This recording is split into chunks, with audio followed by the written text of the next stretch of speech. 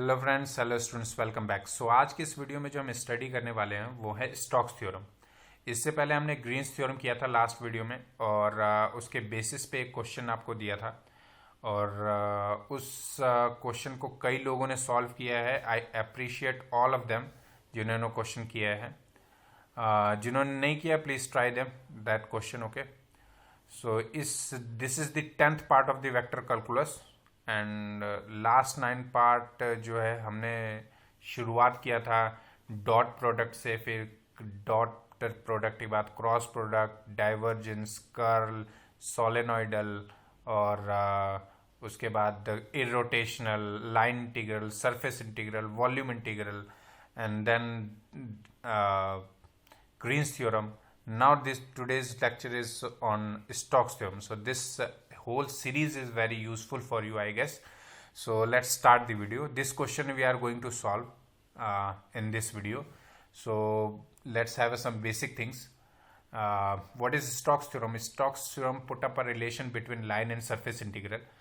So आप लोग बोल रहे होगे कि सेम स्टेटमेंट हमने ग्रीन्स थ्योरम के बारे में किया था, तो आप लोगों को बता दूं कि ये जनरलाइज्ड फॉर्म है एक ग्रीन्स थ्योरम का।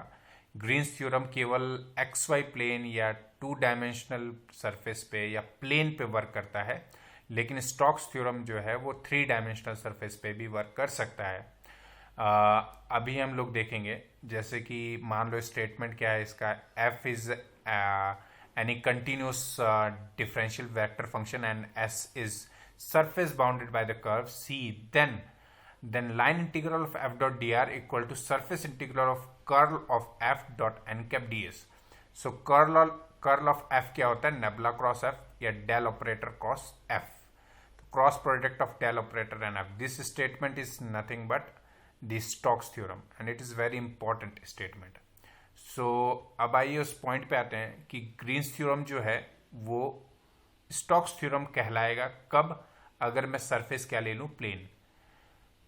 ये जो सेकंड स्टेटमेंट है वो कैसे है, आप लोगों को पता है एफ डॉट डी आर करेंगे तो F1 आई कैप प्लस F2 जे कैप प्लस F3 के कैप, डी आर आ जाएगा DX आई कैप प्लस DY जे कैप प्लस DZ के कैप। दोनों का डॉट प्रोडक्ट करोगे तो आपके पास ये स्टेटमेंट लाइन आ जाएगी। इसके बाद नेबुला क्रॉस एफ, आपको पता है ये क्रॉस प्रोडक्ट कैसे निकालते हैं, डिटर्मिनेंट निकाल के पहला रो आपका क्या आ जाएगा, आई कैप जे कैप के कैप, सेकेंड रो में del x del y, del by del x del by del y del by del z, और थर्ड रो में F1 F2 F3। उसका आप क्रॉस प्रोडक्ट करोगे तो ये 3 ब्रैकेट टर्म्स आएंगे। उसके बाद एन कैप डी एस के साथ आप इसको डॉट प्रोडक्ट करोगे तो ये 3 टर्म्स आ रहे हैं बाद वाले। ठीक है, so let's have question, but before the question we must note some of the important points. मान लीजिए क्वेश्चन को सॉल्व करते टाइम हमारे पास इस तरह के सरफेसेस आ जाते हैं यूजुअली, लाइक सर्कल है, तो सर्कल की ये इक्वेशन के लिए हम जो पोलर कोऑर्डिनेट यूजुअली यूज करते हैं, जो कि जग जाहिर है, x equal to r cos theta, y equal to r sine theta, and dx dy जो होता है सरफेस इंटीग्रल के अंदर, अगर dx dy प्रोडक्ट में है तो उसकी जगह हम r dr d थीटा लिख लेते हैं। आप लोगों को पता है ये स्टेटमेंट कैसे आता है, जैकोबियन की हेल्प से। ठीक है, इसमें हम r की लिमिट जो है वो 0 टू r लेते हैं जो कि रेडियस है, और थीटा की लिमिट जो वेरी कराते हैं हम 0 टू 2 पाई। हालांकि ये 0 टू 2 पाई जो है वो प्रॉब्लम पे डिपेंड करता है। अगर मान लो फर्स्ट क्वाड्रेंट दिया है तो वो 0 टू पाई बाई 2 हो जाएगा, या पॉजिटिव वाई एक्सिस बोला है तो 0 टू पाई हो जाएगा। ठीक है, उसी तरह क्वेश्चन पे डिपेंड है ये। ठीक, नाउ अगर आपके पास स्फीयर है तो क्या करेंगे, सेम यहाँ पे r is replace by r sine phi, तो x r sine phi sine cos theta, y r sine phi sine theta, and z is equal to r sine phi, and dx dy यहाँ multiply कर लेना dz, यहाँ थोड़ा सा mistake है, dz, then dz is this term. So अगर volume integral है और सरफेस आपको ये स्फीयर दिया है तो उसमें आप ये यूज कर सकते हो। सेम लिमिट r की आपको 0 टू r ही वेरी करेगी, थीटा जो है 2 पाई तक, और लेकिन फाई जो है वो 0 टू पाई वेरी करेगा। मान लीजिए आपके पास पैराबोलिक इक्वेशन टाइप है, तो y equal to x square type है, तो उसको आप पैरामेट्रिक फॉर्म में यूजुअली चेंज करते हो। ये किस में यूज होता है, यूजुअली लाइन इंटीग्रल में। लाइन इंटीग्रल जब हम करते हैं तो y equal to x square या कुछ तरह के टर्म होता है, तो यूजुअली हम लोग पैरामेट्रिक फॉर्म यूज करते हैं। तो x अगर t सपोज कर लें तो y इक्वल टू क्या आ जाएगा t square. So dx will be dt and dy will be 2t dt। Okay, ये कुछ फॉर्म्स हैं। लाइक सिलेंडर होगा तो उसके लिए आपका z is equal to a, मतलब a ही हो जाएगा, या z is equal to whatever z है। x और y आपका वही r cos theta sin theta रहता है।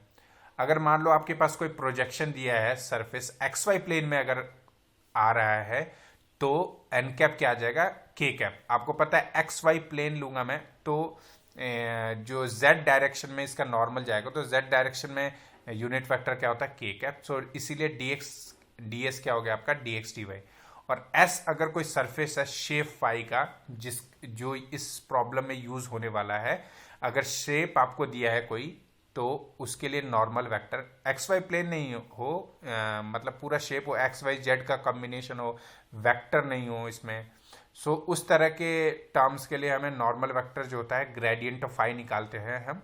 और एन कैप जो होगा, आपको पता है एन कैप क्या होता है, वेक्टर एन ओवर मॉड्यूलस या मैग्नीट्यूड ऑफ एन। सो वही यहाँ पर किया है gradient of phi and modulus या magnitude of gradient of phi। okay, so let's now start the question। ये तो हुआ प्रॉब्लम का किस तरीके से करना है।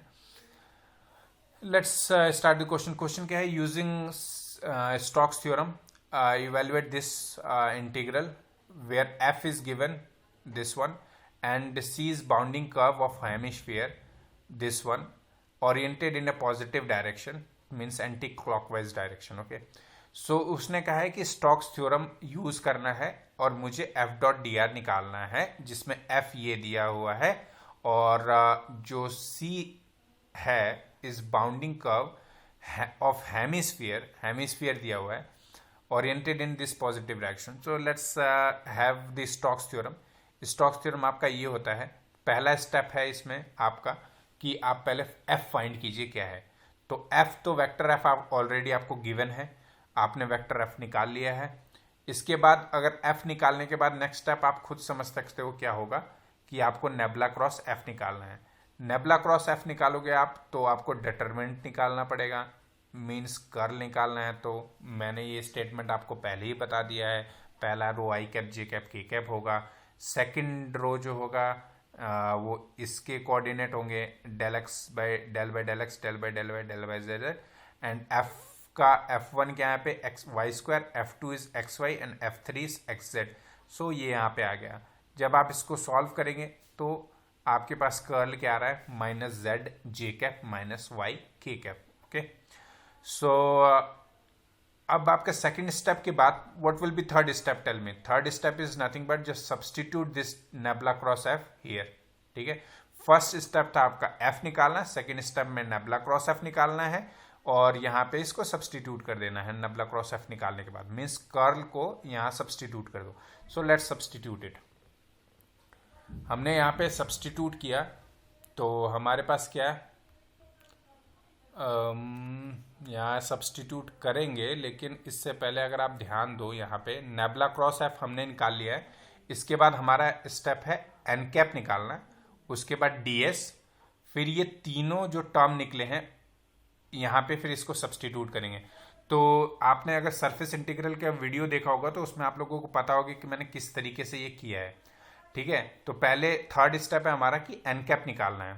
तो एन कैप क्या होगा, एन कैप आपको कैसे निकलता है, एन कैप के लिए आप देखो यहाँ पे सरफेस से निकलता है। वो सरफेस आपको क्या दिया हुआ है, हेमिस्फीयर सरफेस दिया हुआ है, मीन्स एक शेप दिया हुआ है। तो हम उस शेप को नाम देते हैं फाई। मान लीजिए फाई आपके पास ये है x square plus Y square plus z square minus 9। So यहाँ पर आर स्क्वायर के प्लेस पे 9 है। सो अब क्या करना पड़ेगा, आपको इसका ग्रेडियंट निकालना है। जस्ट मैंने इंट्रोडक्शन सेक्शन में आपको ये बताया था। तो ग्रेडियंट ऑफ फाई क्या होगा इसका, I cap del by del X of this. So del by del X करोगे तो आप ये जीरो ये जीरो ये जीरो आएगा 2x। Then del by del y तो वो क्या आएगा 2y, और डेल बाय डेल जेड करेंगे तो ये zero only this term will left with 2z। So ये हो गया 2z। Okay, so gradient of phi निकलने के बाद आप क्या करोगे, एन कैप निकालोगे, जो आपको निकालना है। तो एन कैप क्या होगा, gradient phi by modulus of gradient phi.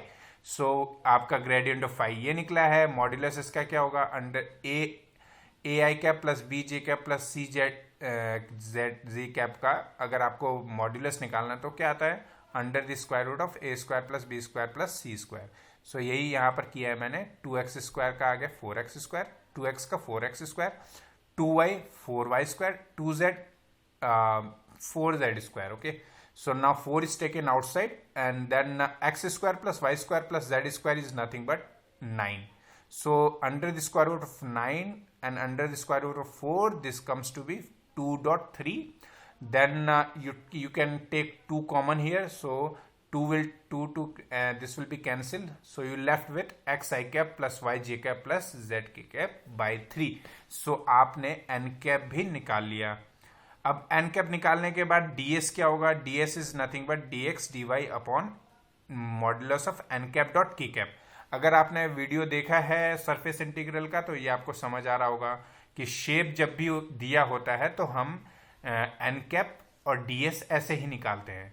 ठीक है, तो dx dy एन कैप क्या आ जाएगा, dx dy अपॉन, अगर एक्स वाई प्लेन पे मैं ले रहा हूं तो dx dy upon modulus of n cap dot k cap. So n cap आपका निकला है ये, इसको डॉट के कैप करोगे तो ये दो टर्म तो जीरो हो जाएंगे, z/3 आ जाएगा ओनली। ठीक है, तो यहाँ पे z/3 this 3 comes in the numerator. So आपके पास फाइनली ds क्या आ गया, 3 dx dy एंड z। सो आपके पास एन कैप निकल गया, ds निकल गया और नेबुला क्रॉस f भी आपने निकाल लिया है। तीनों चीजें निकलने के बाद अब आप सब्सटीट्यूट करेंगे। नेक्स्ट स्टेप है आपके पास nabla cross F, N cap और ds, ये तीनों सब्सटीट्यूट करना है किसमें, स्टोक्स थ्योरम के स्टेटमेंट में।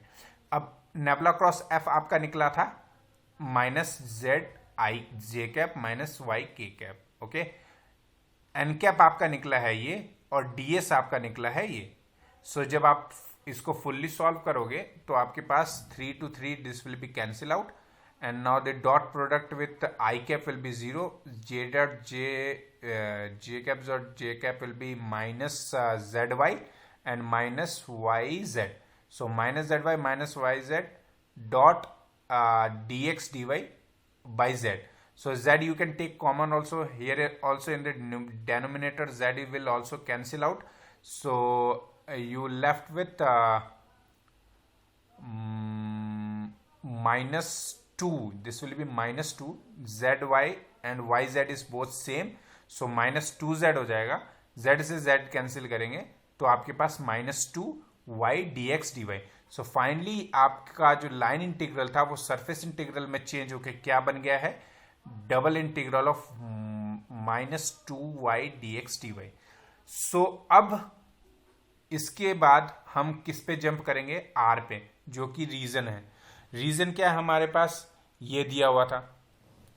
अब इसका प्रोजेक्शन लेंगे, हम प्रोजेक्शन लेंगे एक्स वाई प्लेन पे, तो z एक्सिस 0 हो जाएगा, तो वो क्या बचेगा, x square plus Y square is equal to 9। Okay, so x square plus Y square is equal to 9 in x y plane is x square plus Y square is equal to 9, ये plus नहीं आएगा यहाँ पे।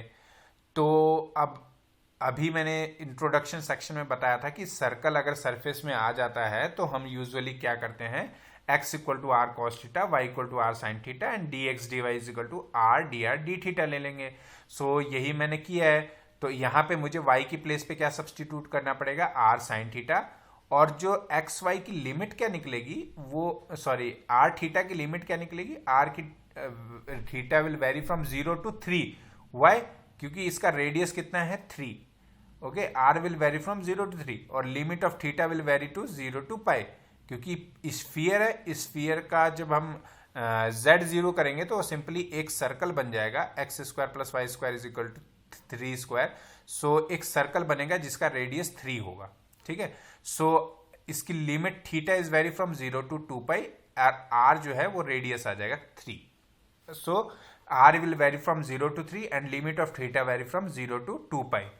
इसका discussion में मैं बता चुका हूं ऑलरेडी। ठीक है, सो अब मैं जस्ट सिंपली अप्लाई कर रहा हूं थीटा और आर की वैल्यू। सो ये आपके पास F dot D R completely change हो गया था -2 double integral of Y D X D Y पे।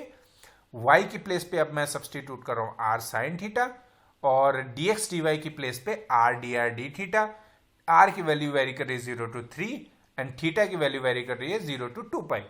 सो इसको जस्ट r को करेंगे तो r dot r that will be r square का इंटीग्रेट करेंगे तो r³ 3, इस पे सब अप्लाई करेंगे लिमिट 0 to 3, तो आपके पास आ जाएगा this one this 27/3, that 27/3 means 9, 3 से रिड्यूस करोगे तो 9 to the 18, so -18 is come outside, so you left with theta equal to 0 to 2 pi and sin theta d theta।